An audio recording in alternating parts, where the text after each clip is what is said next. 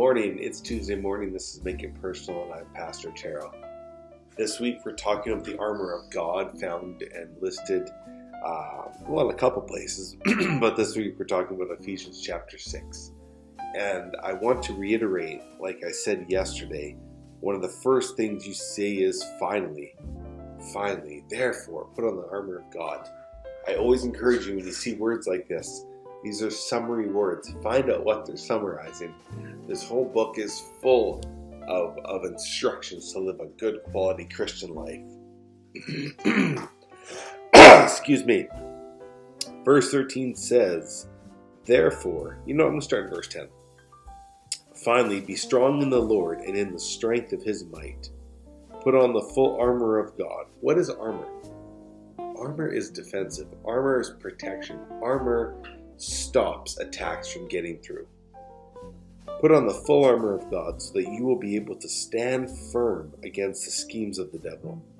For our struggle is not against flesh and blood, but against the rulers, against the powers, against the world forces of this darkness, against the spiritual forces of wickedness in the heavenly places. Therefore, take up the full armor of God, that so you will be able to resist evil. Having done everything, stand firm. Stand firm, therefore, having girded your loins with the truth, and having put on the breastplate of righteousness. The breastplate, this covers your upper body, and this covers your some vital things, not least of which your heart.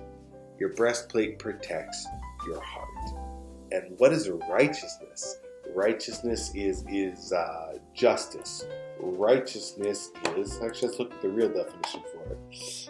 It's justice. It's divine balance. Guard your heart with the divinity that Christ gave you. It will guard your heart. The entire breastplate is his righteousness. This isn't an earning it. This isn't achieving it. This is simply walking in the righteousness of God in Christ Jesus that you are. It is God's approval.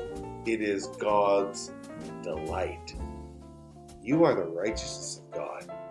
And the righteousness of God protects your heart from the schemes of the devil. If you sin one day, that does not take away your righteousness. You understand that? Jesus died. You couldn't be made righteous by the law. You can be made righteous by the sacrifice of Christ. And again, let me point out here, our job is to stand and resist, not chase and fight. Christ won that battle. See you tomorrow.